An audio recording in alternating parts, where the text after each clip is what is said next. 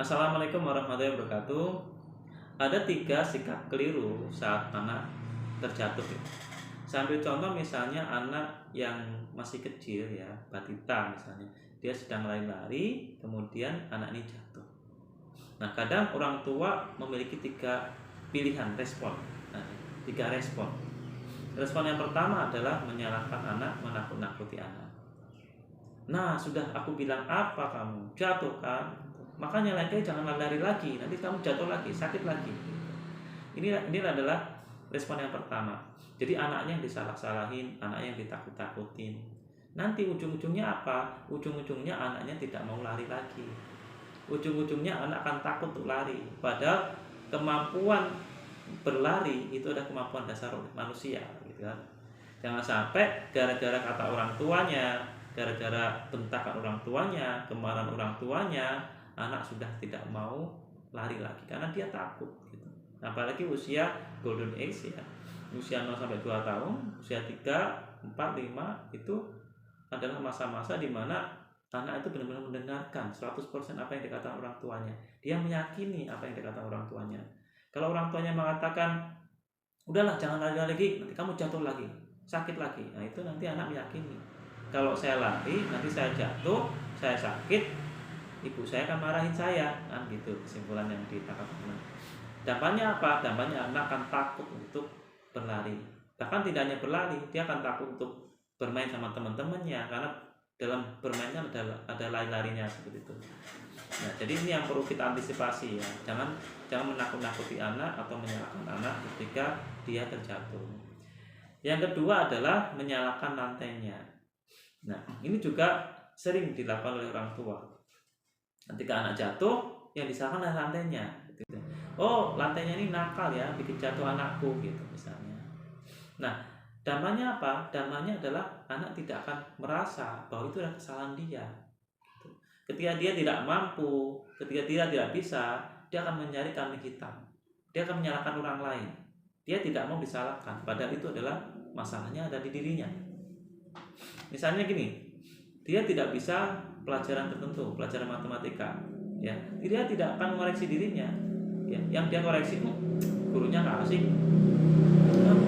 gurunya jutek dan lain-lain gitu. Dia akan menyalahkan orang lain. Ketika dia tidak mampu, ketika dia tidak bisa, ya dia tidak mengoreksi dirinya, bagaimana saya bisa ya, bagaimana saya mampu, enggak, dia akan pasti menyalahkan keadaan, menyalahkan orang lain, seperti itu. Kemudian yang ketiga adalah ketika anak jatuh itu kelihatannya memberi semangat ya kepada anak, tapi sebenarnya ini mengurangi rasa empati anak gitu. Ketika anak jatuh, bukan hanya cowok, masa kayak ini aja nangis sih, cowok kok nangis, cowok kok cengeng ya, gitu. Ini mengikis empati anak empatinya dikikis gitu ya. Oh, dalam diri anak dia punya perasaan, aku udah jatuh tapi nggak diempatiin gitu, nggak diperhatiin gitu, nggak merasa nggak disayangin gitu, seperti itu. Dampaknya apa? Ketika empatinya sudah tidak ada, ya kelak mungkin ketika orang tuanya sudah tua, kemudian sakit asam urat gitu ya, kemudian orang tuanya sakit, mengeluh, menangis, maka si anak juga akan berbalik seperti orang tua yang dulu lakukan gitu. Mama gini aja nangis sih ya gitu, gini aja sih kok ini minta bantuan sih, masa nggak bisa sih ya, gitu. Jadi mengikis rasa empati. Ini 3 ya. Yang ketiga ya, ketika respon kita terhadap ketika anak jatuh.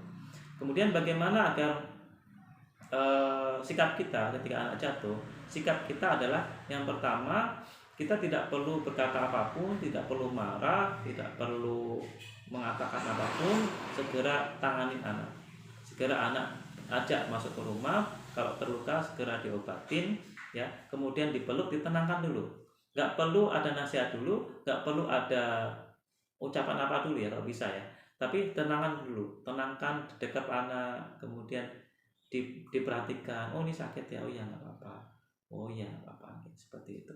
Nah, ketika anak sudah mulai tenang, orang tua perlu memberi nasihat. Nah, kalau kamu lari-lari itu memang ada risiko jatuh, nggak apa-apa gitu kan. Kalau setiap anak kan kalau jatuh ya wajar lah, namanya juga anak ya, kadang ada kalanya jatuh.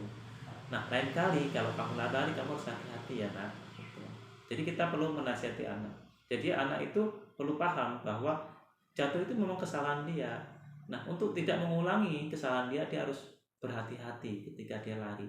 Dia harus berhati-hati agar tidak mengulangi kesalahan yang sama. Jika perlu, misalnya coba nanti kalau misalnya ada anak yang suka manjat ya, kemudian orang tuanya tahu anaknya manjat tinggi sekali kan gitu. Nah, orang tua tidak boleh panik gitu, atau minimal berusaha untuk tidak panik. Ya, ini memang butuh apa ya? Butuh kebiasaan ya untuk tidak panik ya. Udah manjat pohon tinggi, pastilah orang tua panik.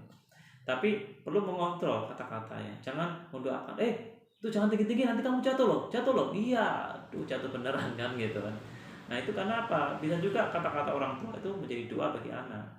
Sehingga ketika anak manjat pagar, manjat pohon, itu kunci mulut kita untuk tidak mengatakan hal-hal yang tidak baik ya, karena itu menjadi doa bagi anak.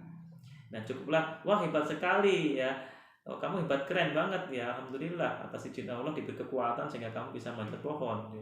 Coba sekarang ada lebih hebat lagi, coba sekarang turunnya pelan-pelan ya, nanti ayah jaga di bawah atau bunda jaga di bawah. Itu mungkin lebih memberikan apa ya, kepercayaan diri pada anak itu semakin meningkat gitu ya, karena dia diberi kepercayaan seperti itu, dia didukung, disupport seperti itu. Ya, mungkin itu 3 tips ketika anak jatuh ya, 3 respon yang menurut saya itu tidak tepat, yang perlu kita antisipasi untuk tidak kita lakukan. Terima kasih. Assalamualaikum warahmatullahi wabarakatuh.